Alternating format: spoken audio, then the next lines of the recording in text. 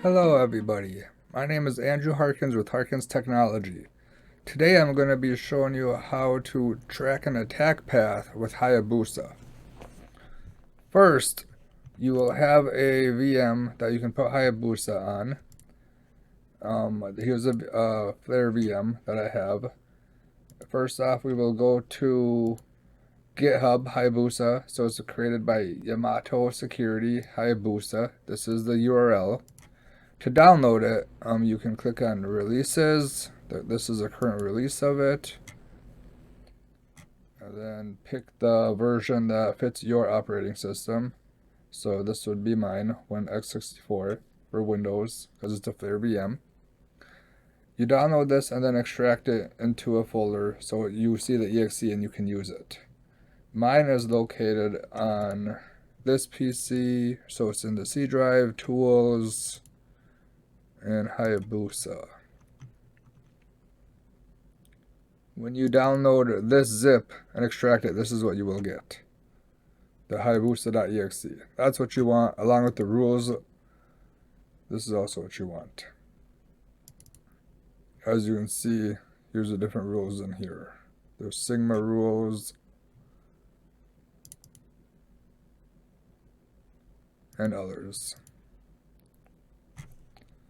So after you have Hayabusa installed, next you need event logs.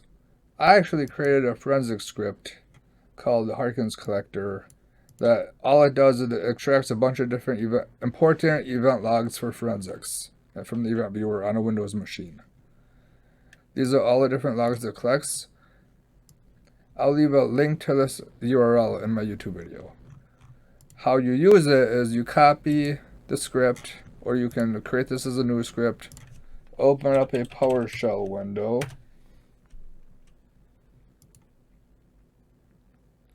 and then just paste it in once this loads.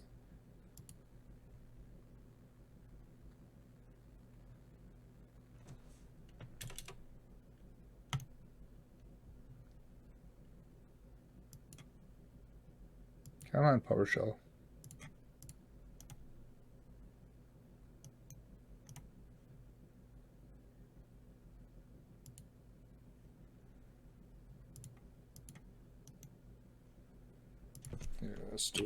We're having a little bit of difficulties with the demo gods. Copy. There we go. So here goes your PowerShell script. Let's paste it on into this.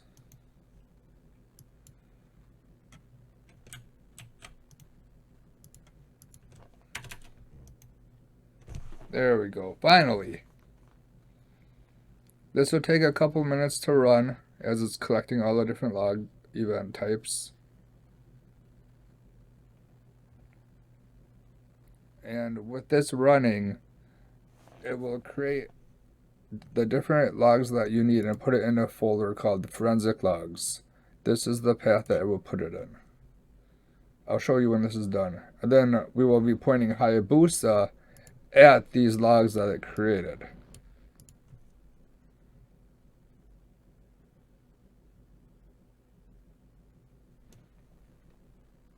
Okay, now that this is finished, you can see it saved it to this directory. So let's open up a new, we can just use the same event or file explorer. C drive, it should be forensic logs. I created this folder. Here goes the folder, and then in this folder, event logs. These are the events that we would be pointing Hayabusa at. But this machine was not compromised, so I have a different machine that was compromised, and those are the logs that we will be using. So let's go to, here's the logs that we're going to be using, which is copy this path. Let's open up Hayabusa. So as you can see, my path is currently pointed at Hayabusa. So if I were to list this directory, you can see I have Hayabusa.exe in it. That's what we want. So we want to do Hayabusa.exe. We're going to be using a CVS timeline for Hayabusa. And then we're going to be pointing it at the directory of this. Whoops. We're going to be pointing it at the directory of this.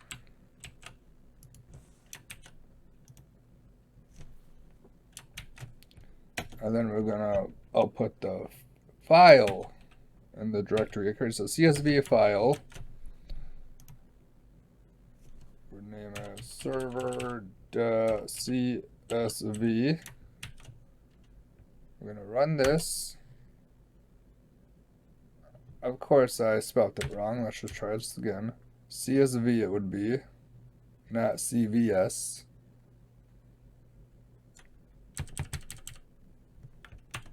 CSV. There we go. It found 18 event log types. We're going to use core. I would say yes for sysmon rules. Even if sysmon isn't set up on the server or the PC that is looking at, I still say yes to it. And now we'll let this run for a couple of minutes. It will create us a CSV, and we can analyze the CSV.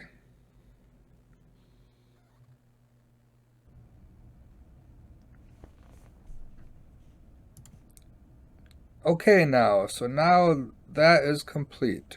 It gave us a CSV file, and now we can analyze the CSV file to figure out what happened. So let's go and open up that server.csv.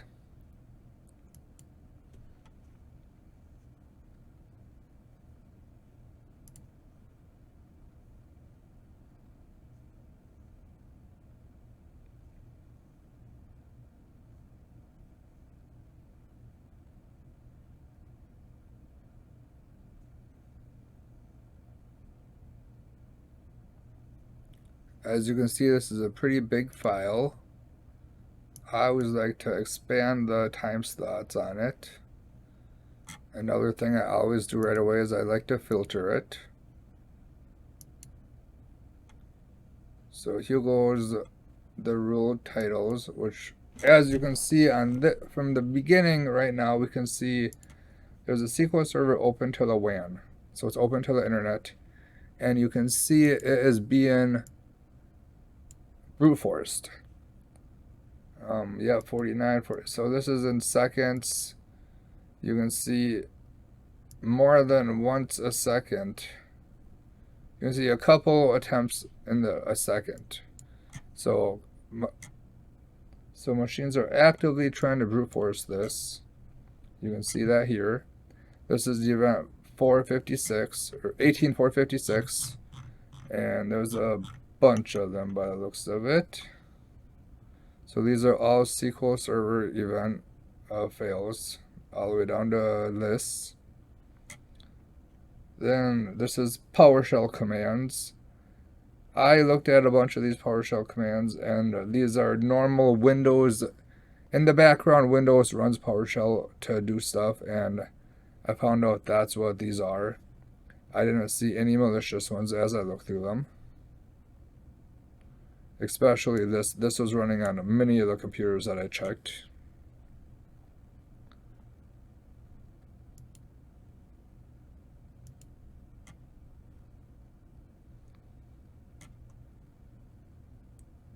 So this is a lot of the same kind of PowerShell commands.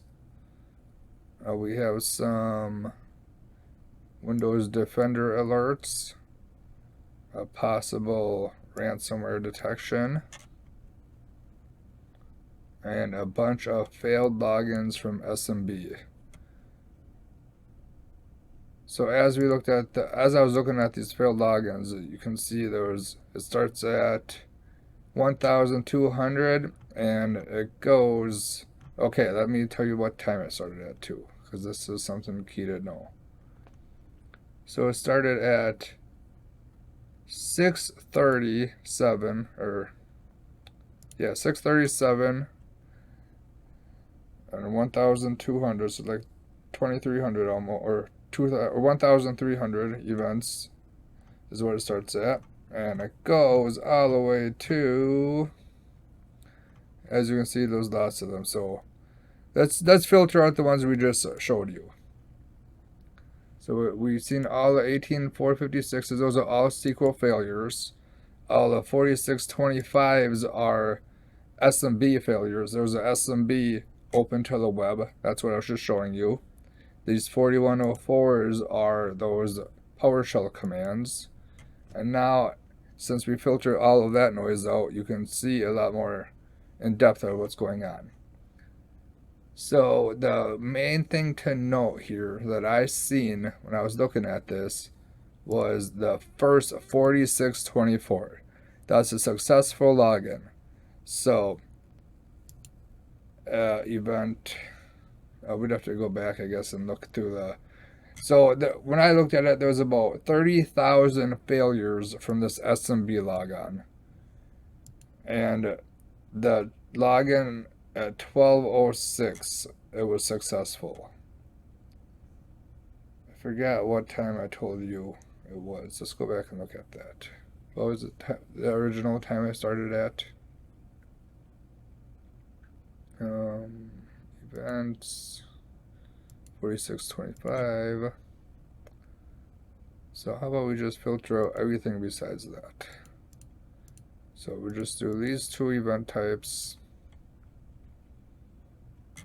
So at 6:37 is when I started.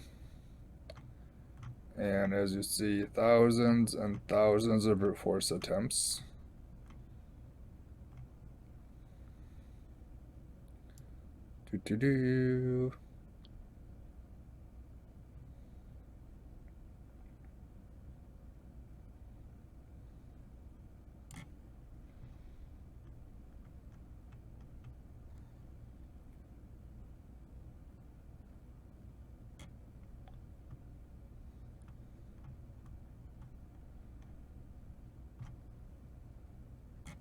Okay, where was that other one?